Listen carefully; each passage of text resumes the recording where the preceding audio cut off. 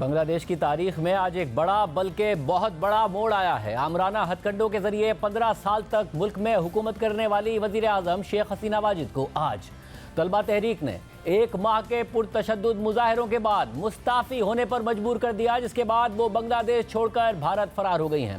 اور بنگلہ دیش کی آرمی چیف کے اعلان کے مطابق اب وقتی طور پر بنگلہ دیش میں عبوری حکومت قائم کی جائے گی۔ بنگلہ دیش کی سڑکوں پر لاکھوں افراد جشن منا رہے ہیں، مگر ابھی تک عوام کا غم و غصہ تھما نہیں ہے۔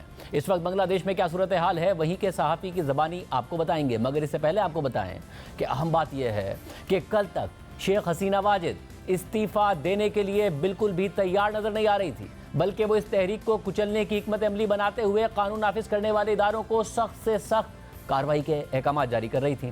ملک بھر میں کرفیو لگا دیا تھا، مظاہرین کو دہشت گرد قرار دے رہی تھیں۔ کل ہی تشدد اور پرتشدد مظاہروں میں 90 سے زائد افراد مارے گئے تھے۔ اسے بنگلہ دیش کی حالیہ تاریخ کا سب سے خون ریز دن قرار دیا جا رہا تھا، مگر پھر کل سے اچانک فوج کی حمایت ختم ہونے کے آثار نظر آنے لگے تو شیخ حسینہ واجد کی حکومت کے لیے حالات یکسر تبدیل ہو گئے۔ کل سابقہ فوجی افسران نے باقاعدہ پریس کانفرنس کر کے بنگلہ دیشی آرمی سے مطالبہ کیا کہ وہ عوام پر کریک ڈاؤن سے گریز کریں، جبکہ کل ہی فوجی اہلکاروں سے خطاب کرتے ہوئے بنگلہ دیش کے آرمی چیف جنرل وقارُززماں نے کہا کہ فوج ہمیشہ عوام کے ساتھ کھڑی رہی ہے اور اب بھی کھڑی رہے گی۔ پھر کل ہونے والے مظاہروں میں فوجی اہلکار سڑکوں پر تو نظر آئے، مگر انہوں نے مظاہرین کے خلاف کوئی کریک ڈاؤن نہیں کیا، کوئی ایکشن نہیں لیا۔ اور پھر آج شیخ حسینہ واجد کے مستعفی ہونے سے چند لمحے پہلے بھارتی میڈیا نے دعویٰ کیا کہ بنگلہ دیش کی آرمی نے وزیر اعظم شیخ حسینہ واجد کو مستعفی ہونے کے لیے 45 منٹ کا وقت دیا ہے۔ اور پھر کچھ ہی دیر بعد شیخ حسینہ واجد مستعفی ہو گئیں اور خبریں سامنے آئیں کہ وہ فوج کے C-130 طیارے میں بیٹھ کر بھارت روانہ ہو گئی ہیں، مگر اس سے پہلے وہ ایک تقریر ریکارڈ کرانا چاہتی تھی، مگر انہیں اس کی بھی اجازت نہیں دی گئی۔ اس کے بعد بنگلہ دیش کے آرمی چیف جنرل وقارُززماں نے قوم سے خطاب کرتے ہوئے اعلان کیا کہ وزیر اعظم شیخ حسینہ واجد مستعفی ہو چکی ہیں، اب ملک میں عبوری حکومت قائم کی جائے گی، جس کے لیے بات چیت جاری ہے۔ اس حوالے سے عوامی لیگ کے علاوہ تمام سیاسی جماعتوں سے بات چیت ہوئی ہے، مظاہرین فوج سے تعاون کریں۔ مگر جیسے ہی شیخ حسینہ واجد کے استعفے کی اطلاعات مظاہرین تک پہنچیں تو ڈھاکہ میں موجود مظاہرین وزیر اعظم ہاؤس میں گھس گئے اور وہاں توڑ پھوڑ کرتے ہوئے سامان اٹھا کر لے گئے۔ مظاہرین نے شیخ حسینہ واجد کی جماعت عوامی لیگ کے دفاتر اور عوامی لیگ کے رہنماؤں کو گھروں پر حملے کرنا شروع کر دیے، ابھی تک کر رہے ہیں۔ سرکاری عمارتوں میں گھس گئے اور توڑ پھوڑ اور آگ لگانا شروع کر دی۔ مشتعل مظاہرین نے وزراء کی ذاتی گاڑیوں کو بھی نقصان پہنچایا۔ صرف یہی نہیں، بنگلہ دیش کے بانی شیخ مجیب الرحمان کا مجسمہ بھی گرا دیا گیا اور ان سے منسلک میوزیم میں بھی توڑ پھوڑ کی گئی۔ ساتھ ہی مظاہرین شیخ حسینہ واجد کے ٹرائل کا مطالبہ کر رہے ہیں۔ الجزیرہ کے مطابق وزیر اعظم ہاؤس میں گھسنے والے ایک شخص کا کہنا تھا کہ یہ وہ جگہ ہے جہاں عامر شیخ حسینہ واجد رہتی تھی، مگر اب وہ ایک بزدل کی طرح ملک سے بھاگ گئی ہے۔ ہم چاہتے ہیں کہ شیخ حسینہ واجد کو معصوم طلبہ اور دیگر لوگوں کے قتل کے ٹرائل کا سامنا کروانے کے لیے واپس لایا جائے۔ واضح رہے کہ کوٹا سسٹم کے خلاف جولائی میں شروع ہونے والی طلبہ تحریک کے خلاف وزیر اعظم شیخ حسینہ واجد نے جابرانہ رویہ اختیار کیا تھا، کریک ڈاؤن اور آپریشن شروع کر دیا تھا، مظاہرین کو دہشت گرد قرار دے دیا تھا، اور اس سب کے نتیجے میں مجموعی طور پر 300 افراد مارے گئے اور ہزاروں مظاہرین کو گرفتار کیا گیا۔ اس دوران کوٹا سسٹم کے خلاف شروع ہونے والی تحریک شیخ حسینہ واجد کی حکومت کے خلاف سول نافرمانی کی تحریک میں بدل گئی۔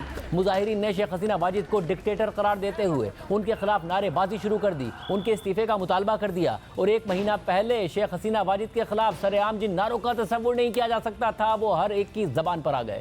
اور آج ڈھاکہ کی طرف جس لانگ مارچ کا اعلان کیا گیا تھا، اس کا صرف ایک ہی مطالبہ تھا کہ وزیر اعظم شیخ حسینہ واجد مستعفی ہو جاؤ، اور آج شیخ حسینہ واجد مستعفی ہو کر بھارت فرار ہو گئی۔ بھارتی میڈیا کے مطابق شیخ حسینہ واجد نے C-130 طیارے میں نئی دہلی کے قریب ایئر بیس پر لینڈ کیا۔ بھارتی فضائیہ اور سیکیورٹی ایجنسی لینڈنگ تک شیخ حسینہ واجد کی تیاری کی نگرانی کرتے رہے۔ شیخ حسینہ واجد بنگلہ دیش ایئر فورس کے C-130 فوجی طیارے میں بھارتی ایئر بیس پہنچی۔ بھارتی ایئر بیس پر شیخ حسینہ واجد کی بھارتی قومی سلامتی کے مشیر اجیت دول سے ملاقات بھی ہوئی۔ بھارتی میڈیا کے مطابق شیخ حسینہ واجد کچھ دیر میں لندن کے لیے روانہ ہو جائیں گی۔ اس حوالے سے BBC کے مطابق گزشتہ کئی برسوں سے بھارت شیخ حسینہ واجد کا بڑا اتحادی رہا ہے۔ بنگلہ دیش کی سرحد متعدد مشرقی بھارتی ریاستوں سے ملتی ہے۔ یہ ریاستیں گزشتہ کئی دہائیوں سے عسکریت پسندوں کے خلاف لڑ رہی ہیں، اور ایسے میں ڈھاکہ میں ایک فرینڈلی حکومت اس میں مزید مددگار رہی ہے۔ اپنے دور اقتدار میں شیخ حسینہ واجد نے بنگلہ دیش میں بھارت مخالف عسکریت پسند گروپس کے خلاف کارروائیاں کی، جس سے انہیں بھارت کی مزید حمایت حاصل ہوئی۔ انہوں نے ان بھارتی ریاستوں تک اشیاء کی ترسیل یقینی بنانے کے لیے نئی دلی کو اپنی سرزمین کے استعمال کی اجازت بھی دی۔ آرٹیکل کے مطابق 1996 میں پہلی بار منتخب ہونے کے بعد سے شیخ حسینہ واجد کے بھارت سے قریبی تعلقات رہے، جس سے دونوں ممالک کے درمیان قریبی تعلقات استوار رہے، جبکہ 2022 میں بھارت کے دورے کے دوران انہوں نے بنگلہ دیش کے عوام کو یاد دلایا کہ کیسے بھارتی حکومت، عوام اور افواج نے 1971 کی جنگ آزادی میں مدد فراہم کی تھی۔ اپوزیشن کی جماعتوں اور سماجی کارکنوں نے شیخ حسینہ واجد کی بھارت سے اس قربت پر تنقید کی اور بھارت سے مطالبہ کیا کہ بھارت صرف ایک سیاسی جماعت کی پشت پناہی کے بجائے بنگلہ دیشی عوام کی حمایت کرے۔ فی الحال شیخ حسینہ واجد بھارت میں ہے، مگر رپورٹس ہیں کہ وہ لندن روانہ ہو سکتی ہیں، مگر سوال یہ ہے کہ پچھلے 15 برس میں خود کو طاقت کا مرکز بنانے والی بنگلہ دیشی لیڈر اور وزیر اعظم کو جس کوٹا سسٹم کی وجہ سے مستعفی ہونا پڑا وہ اصل میں ہے کیا، اور یہ معاملہ آخر اتنا متنازع کیوں ہے؟ اس حوالے سے بنگلہ دیش کے کوٹا سسٹم کا جائزہ لیتے ہیں۔ بنگلہ دیش میں سرکاری ملازمتوں کو براعت اور تنخواہوں کی وجہ سے ترجیح دی جاتی ہے، مگر بنگلہ دیش میں ان سرکاری ملازمتوں کا نصف سے بھی زیادہ حصہ کچھ مخصوص کمیونٹیز کے لیے مختص تھا۔ اس کوٹا سسٹم کے تحت صرف 44% سرکاری ملازمتیں میرٹ پر، جبکہ باقی 56% مخصوص کمیونٹیز کے لیے مختص تھی۔ ابتدا میں بنگلہ دیش میں کل سرکاری ملازمتوں کا 30% حصہ 1971 کی جنگ میں حصہ لینے والوں کے لیے مختص کیا گیا تھا۔ بعد میں ان کی اولادوں کے لیے بھی سرکاری ملازمتوں میں 30% حصہ رکھ دیا گیا اور پھر ان کی تیسری نسل کے لیے بھی 30% کوٹا مختص کر دیا گیا۔ اسی طرح 10% ملازمتیں خواتین اور 10% پسماندہ اضلاع کے لیے مختص کر دی گئیں، جبکہ 5% حصہ اقلیتوں اور 1% معذور افراد کے لیے مختص تھا۔ احتجاج کرنے والے طلباء کا مطالبہ تھا کہ اس غیر منصفانہ کوٹا سسٹم کو ختم کیا جائے اور ملازمتوں کو میرٹ کی بنیاد پر الاٹ کیا جائے، اور مظاہرین کے سب سے زیادہ تحفظات 71 کی جنگ میں حصہ لینے والوں کے لیے مختص ملازمتوں کے کوٹوں پر تھے، جو کل ملازمتوں کا تقریباً 1/3 حصہ بنتا تھا۔ اس کوٹے کا آغاز 1972 میں بنگلہ دیش کے بانی رہنما شیخ مجیب الرحمان نے 1971 کی جنگ میں حصہ لینے والوں کے لیے انعام کے طور پر کیا تھا۔ ابتدائی طور پر یہ کوٹا صرف 71 کی جنگ میں حصہ لینے والوں کے لیے ہی مختص تھا، مگر 1997 میں شیخ مجیب الرحمان کی بیٹی شیخ حسینہ واجد کی حکومت نے 71 کی جنگ میں حصہ لینے والوں کے بچوں کو بھی اس کوٹے کا حقدار قرار دے دیا۔ اس کے بعد 2010 میں شیخ حسینہ واجد نے ہی ایک بار پھر قانون سازی کر کے 71 کی جنگ میں حصہ لینے والوں کے پوتے اور پوتیوں کو بھی اس کوٹے میں شامل کر لیا، جس پر بنگلہ دیش کے عوام کے تحفظات میں اضافہ ہو گیا، اور پھر 2018 میں اس نظام کے خلاف بنگلہ دیش میں طلبہ کے مظاہروں کا آغاز ہوا، جس کے بعد 2018 میں ہی شیخ حسینہ واجد کی حکومت نے اس کوٹے کو ختم کر دیا تھا اور مظاہرے بھی ختم ہو گئے تھے، مگر 2021 میں 71 کی جنگ میں حصہ لینے والوں کے متعدد ورثاء نے بنگلہ دیش کی ہائی کورٹ میں حکومت کے اس اقدام کے خلاف درخواست دائر کر دی تھی، اور ہائی کورٹ نے 5 جون 2024 کو حکومت کی جانب سے ختم کیے گئے کوٹا سسٹم کو دوبارہ بحال کر دیا تھا، جس کے بعد بنگلہ دیش بھر میں طلبہ نے احتجاج کا نیا سلسلہ شروع کر دیا، جس کا آغاز تو طلبہ نے کیا تھا، مگر یہ ایک عوامی تحریک کی شکل اختیار کر گیا، جس میں بنگلہ دیش کی اپوزیشن جماعتیں بھی شامل ہو گئیں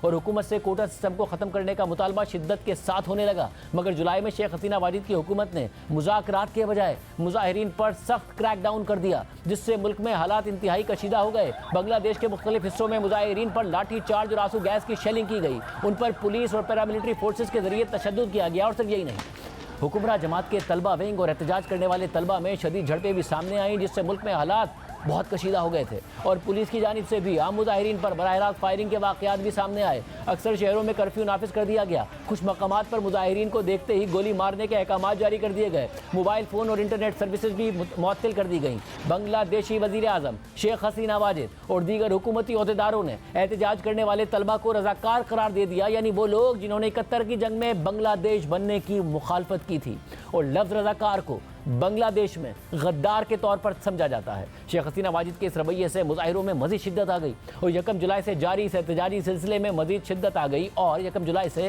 21 جولائی تک ہونے والے پرتشدد مظاہروں میں 200 سے زائد لوگ مارے گئے۔ اس دوران 21 جولائی کو بنگلہ دیش کی سپریم کورٹ نے ہائی کورٹ کے فیصلے کو کالعدم قرار دیتے ہوئے 71 کی جنگ میں حصہ لینے والوں کا کوٹا 30% سے کم کرتے ہوئے اسے صرف 5% کر دیا۔ ساتھ ہی سپریم کورٹ نے حکم دیا کہ 93% نوکریاں میرٹ پر دی جائیں اور باقی 2% اقلیتوں، ٹرانسجینڈرز اور معذور افراد کے لیے مختص کیا جائے گا۔ لیکن اس کے باوجود طلبہ نے احتجاج ختم نہیں کیا، بلکہ انہوں نے वज़ीर आज़म शेख हसीना वाजिद से गिरफ्तार मुजाहिरीन की रिहाई और मरने वाले मुजाहिरीन के लवाहिकीन से मुआफ़ी मांगने के साथ साथ इस्तीफ़े का भी मुतालबा कर दिया। और इस सिलसिले में जुम्मे से एहतजाज ने मज़ीद शिद्दत इख्तियार कर ली और इतवार को होने वाले मुजाहिरों में पुरतशद्दुद वाक़यात में 90 से ज़ायद अफराद के मारे जाने की इतलात आई, मगर मुजाहिरीन ने बांग्लादेशी दारुल हुकूमत ढाका में कर्फ्यू के बावजूद मार्च का ऐलान कर दिया। मगर फिर आज बांग्लादेशी वज़ीर आज़म शेख हसीना वाजिद ने इस्तीफ़ा दे दिया और वो फौरी तौर पर भारत रवाना हो गई, जिसके बाद मुजाहिरीन ने उनकी सरकारी रिहाइशगाह यानी वज़ीर आज़म हाउस में चढ़ाई कर दी।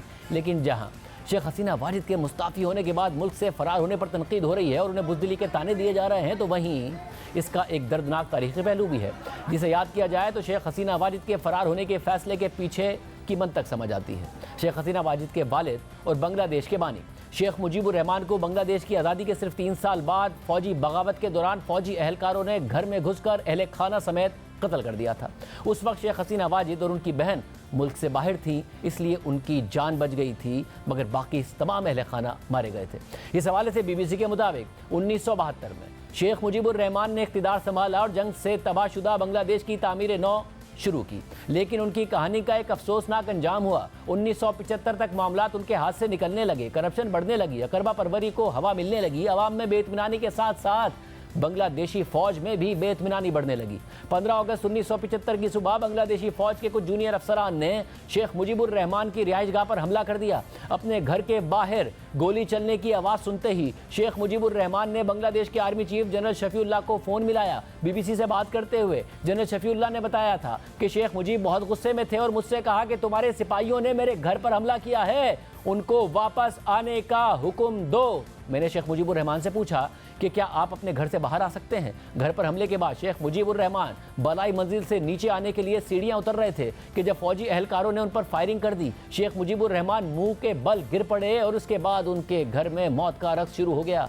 सबसे पहले शेख मुजीब की बेगम को गोली मारी गई, फिर उनके बेटे शेख जमाल को गोली मार दी गई। घर में मौजूद उनकी दोनों बहुओं को भी नहीं बख्शा गया और यहाँ तक कि उनके सबसे छोटे बेटे 10 साला रसल मुजीब को भी मौत के घाट उतार दिया गया। इस पूरे घराने की सिर्फ 2 बेटियां ही जिंदा रहीं, क्योंकि उस वक्त वो घर पर नहीं बल्कि जर्मनी में थी। BBC के मुताबिक भारतीय सहाफ़ी सुभाष चक्रवर्ती के मुताबिक बांग्लादेश में हिंदुस्तान के उस वक्त के हाई कमिश्नर ने बताया कि उस दिन असल में शेख मुजीब के घर पर क्या हुआ था। उन्होंने बताया कि जब ये बांग्लादेश फौज के अहलकार शेख मुजीब के घर में दाखिल हुए तो वो कमरे से बाहर निकल आए। उन्हें लगा कि फौजी अहलकार गलती से उनके घर में दाखिल हो गए हैं। उन्हें ये अंदाज़ा तक नहीं था कि वो फौजी अहलकार उन्हें मारने आए हैं। शेख मुजीबुर रहमान और उनके अहल खाना को बेरहमी से मारा गया और बाद अज़ां उनकी लाशें एक फ़ौजी ट्रक में डाल दी गईं। 16 अगस्त की सुबह फौजियों ने तमाम लाशें इकट्ठी की और शेख मुजीबुर रहमान के अलावा बाकी अहल खाना की लाशों को कब्रिस्तान में एक बड़े गड्ढे में दफन कर दिया गया, जिसके बाद शेख मुजीबुर रहमान की मैयत को हेलीकॉप्टर के जरिए उनके आबाई गांव तंगी पारा पहुंचाया गया। फौजियों ने इस मौके पर उनके गांव को घेरे में ले लिया ताकि लोग उनकी नमाज जनाजा में शिरकत ना कर सकें। फौजियों का इसरार था कि शेख मुजीब की मैयत को जल्द अज जल्द दफन कर दिया जाए, लेकिन गांव के एक मौलाना इस बात पर बज़िद थे कि मैयत को गुस्ल दिए बगैर दफन नहीं किया जा सकता। सैयद बदरुल हसन अपनी किताब from rebel to founding father में लिखते हैं कि शेख मुजीब की मैयत को गुस्ल देने के लिए साबुन तक दस्तयाब नहीं था और आखिर में उनकी मैयत को कपड़े धोने वाले साबुन से नहलाया गया और उन्हें मकामी कब्रिस्तान में अपने वालिद के पहलू में दफना दिया गया।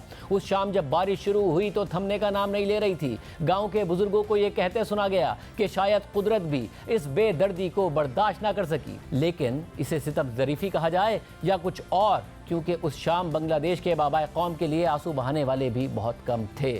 शेख मुजीब के कत्ल के बाद उनकी बेटी शेख हसीना वाजिद उनकी सियासी जानशीन बन गई। वालिद और अहले खाना के कत्ल के बाद 1981 में शेख हसीना वाजिद जिलावतनी ख़त्म करके भारत से बांग्लादेश वापस लौट आईं और अवामी लीग की सरबराह बन गई। इस दौरान उन्होंने अपनी सियासी हरीफ और बांग्लादेश नेशनलिस्ट पार्टी की सरबराह खालिदा जिया के साथ मिलकर फौजी आमरीत के खिलाफ होने वाली अवामी जिद्दोजहद की क़यादत की, जिसने 1990 में फौजी आमिर जनरल हुसैन अहमद इरशाद के इक़्तिदार का खात्मा कर दिया। इस तहरीक में शेख हसीना वाजिद बतौर अवामी लीडर मकबूल होकर सामने आई, बतौर डेमोक्रेट सामने आई। 1996 के इंतखाबात में शेख हसीना वाजिद पहली बार बांग्लादेश की वज़ीर आज़म बन गई, मगर उनकी हुकूमत पर करप्शन के संगीन इल्ज़ामात लगे और 2001 के इलेक्शन में उन्हें खालिदा जिया से शिकस्त का सामना करना पड़ा। 2007 में बांग्लादेश में एक बार फिर فوج نے بغاوت کرتے ہوئے اقتدار پر قبضہ کر لیا اور فوج نے خالدہ ضیاء اور شیخ حسینہ واجد دونوں کو ہی جیل میں ڈال دیا۔ پھر 2008 میں ایک عبوری حکومت کے زیر اہتمام ہونے والے انتخابات سے پہلے دونوں کو رہا کر دیا گیا اور انتخابات میں عوامی لیگ اور اس کا الائنس بڑے مارجن سے کامیاب ہو گیا اور 2009 میں شیخ حسینہ واجد دوسری بار وزیر اعظم بن گئیں اور پھر شیخ حسینہ واجد نے 2014، 2019 اور 2024 کے انتخابات میں واضح اکثریت سے کامیابی حاصل کی، مگر ان انتخابات کی ساکھ پر سوالات اٹھتے رہے۔ 2011 میں شیخ حسینہ واجد نے آئین میں ترمیم کر کے انتخابات نگراں حکومت کے ذریعے کرانے کا قانون ہی ختم کر دیا، جس کے بعد 2014 میں شیخ حسینہ واجد نے اپنی ہی حکومت کے زیر اہتمام انتخابات کرائے تھے، جس کا اپوزیشن جماعتوں نے مکمل طور پر بائیکاٹ کر دیا تھا۔ اپوزیشن نہ ہونے کی وجہ سے عوامی لیگ نے ان متنازع انتخابات میں 2/3 اکثریت سے کامیابی حاصل کی، جس کے بعد ملک میں شدید سیاسی عدم استحکام کی صورتحال دیکھنے میں آئی۔ اسی طرح 2018 کے انتخابات بھی کافی متنازع تھے، جس میں شیخ حسینہ واجد کی جماعت نے 96% سے زیادہ ووٹ حاصل کیے تھے اور اس الیکشن پر بھی دھاندلی کے سنگین الزامات لگائے گئے، جبکہ جنوری 2024 میں ہونے والے انتخابات کے نتائج بھی کافی زیادہ متنازع ہو گئے، کیونکہ اپوزیشن کی بڑی جماعتوں نے انتخابات میں ایک بار پھر حصہ ہی نہیں لیا اور اس دوران یہ تنقید ہوتی رہی کہ بنگلہ دیش میں جمہوریت ختم ہو رہی ہے اور ملک ون پارٹی اسٹیٹ بن گیا ہے۔ بی بی سی نے اس حوالے سے لکھا کہ ملک میں حالیہ پرتشدد مظاہرے شاید شیخ حسینہ واجد کے سیاسی کریئر کا سب سے بڑا چیلنج تھے، لیکن اس سے پہلے جنوری میں ہونے والے انتخابات بھی تنازعات کا شکار ہوئے تھے۔ ان انتخابات کے نتیجے میں شیخ حسینہ واجد کی جماعت لگاتار چوتھی مرتبہ اقتدار میں آئی تھی۔ ان کے استعفے کے مطالبات کیے جاتے رہے، لیکن شیخ حسینہ واجد نے مزاحمت جاری رکھی۔ انہوں نے احتجاجی مظاہرین کو نہ صرف دہشت گرد قرار دیا بلکہ عوام سے یہ اپیل بھی کی کہ ان دہشت گردوں سے آہنی ہاتھوں سے نمٹا جائے جو عوامی لیگ کا حصہ تھے۔ مخالفین کا یہ بھی کہنا ہے کہ اس دوران ملک میں انسانی حقوق کی خلاف ورزیاں ہوتی رہیں اور جمہوریت کا معیار گرتا گیا۔ وہ شیخ حسینہ واجد پر آمرانہ طرز حکمرانی اختیار کرنے کا الزام لگاتے رہے اور کہتے ہیں کہ شیخ حسینہ واجد نے اپنے سیاسی مخالفین اور میڈیا پر پابندیاں عائد کی۔ حالیہ مہینوں میں بنگلہ دیش نیشنلسٹ پارٹی کے سینئر رہنماؤں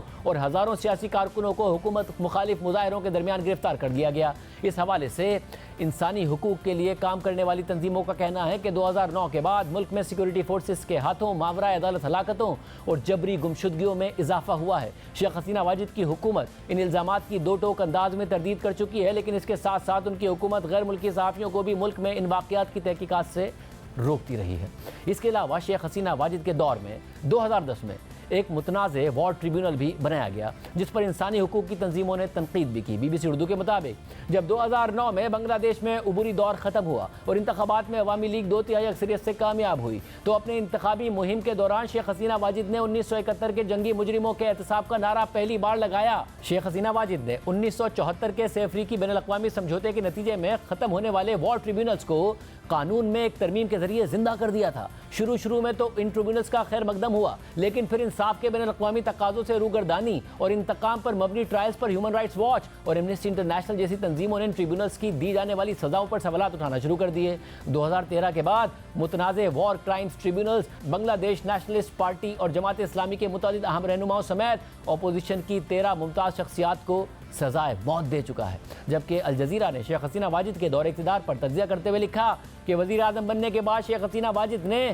ایک آٹوکریٹ حکمراں کی صورت اختیار کر لی تھی اور اس دوران ان پر سیاسی مخالفین کی گرفتاریوں، ماورائے عدالت قتل اور جبری گمشدگیوں کے سنگین الزامات لگے۔ تاہم دوسری جانب شیخ حسینہ واجد کو بنگلہ دیش کی معاشی ترقی کا کریڈٹ بھی دیا جاتا ہے۔ بی بی سی کی رپورٹ کے مطابق بنگلہ دیش کا شمار دنیا کے سب سے زیادہ غریب ممالک میں ہوتا تھا، لیکن 2009 کے بعد شیخ حسینہ واجد کی قیادت میں ملک کی معیشت میں بہتری آتی نظر آئی ہے اور اب بنگلہ دیش کا شمار خطے میں سب سے زیادہ تیزی سے آگے بڑھتی ہوئی معاشی طاقتوں میں ہوتا ہے، جس کی ترقی کی رفتار انڈیا سے بھی تیز رہی۔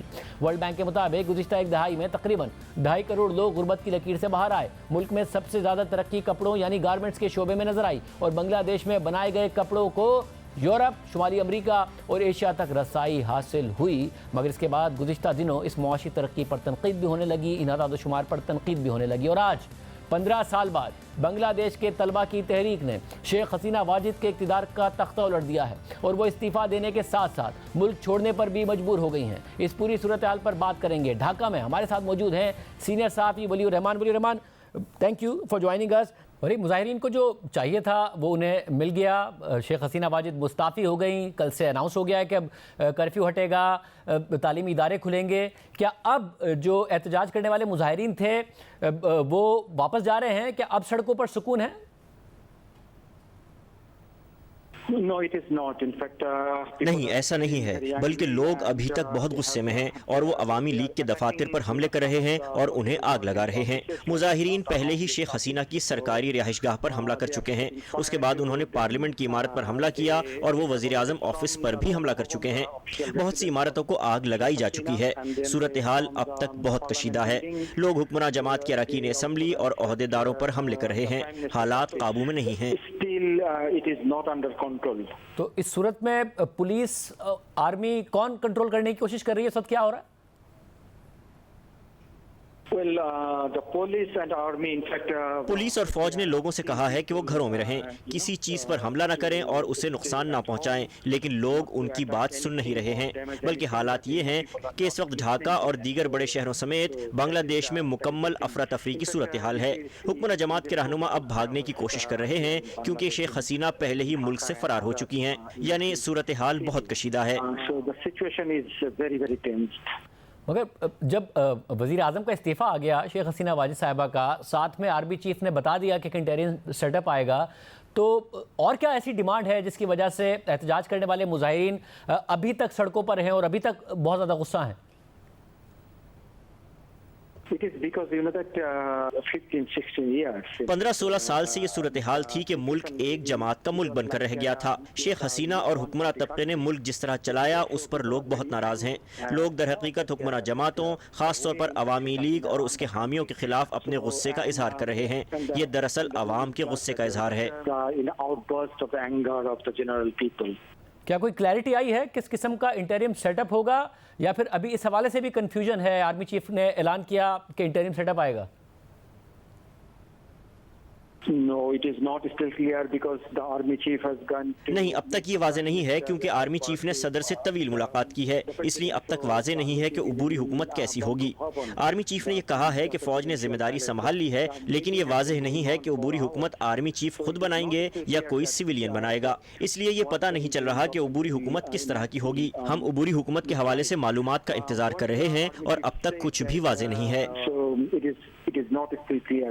ولی الرحمان، ایگزیکٹلی ٹرننگ پوائنٹ کیا تھا؟ ظاہر یہ مظاہرے شروع ہوئے، مطالبہ تھا کوٹا سسٹم ریورس کیا جائے، سپریم کورٹ نے فیصلہ بھی کر دیا، تقریباً مطالبات مان لیے گئے۔ پھر کیا ایسا ہوا جس کا نتیجہ اتنے زیادہ مظاہروں، ہلاکتوں اور شیخ حسینہ واجد کے استعفے کی صورت میں سامنے آیا؟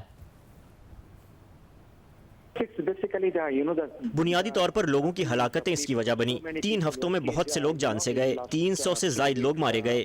اس لیے لوگ، خاص طور پر طلبہ، بہت غصے میں تھے کیونکہ 3 ہفتوں سے کم وقت میں اتنے لوگ مارے گئے تھے۔ بنگلہ دیش میں اتنی کم مدت میں اتنے لوگ کبھی نہیں مارے گئے۔ عوام مارے گئے، بچے تک مارے گئے، اور جس انداز میں شیخ حسینہ کی حکومت نے عوامی تحریک کو دبانے کی کوشش کی، اس نے لوگوں کو ناراض کر دیا تھا، اور یہی ٹرننگ پوائنٹ تھا۔ جس طریقے سے شیخ حسینہ نے لوگوں سے بات چیت کی، انہوں نے عوامی رائے کو بالکل نظر انداز کر دیا تھا۔ یہ گزشتہ 15 سال کے دوران بنگلہ دیش میں جمہوریت کے نہ ہونے کا نتیجہ ہے۔ عام انتخابات میں لوگ کھل کر ووٹ بھی نہیں دے سکے تھے۔ گزشتہ 2 انتخابات بالکل یک طرفہ تھے، اس لیے دراصل عام لوگ بہت زیادہ ناراض تھے۔ So that's why general people were so angry.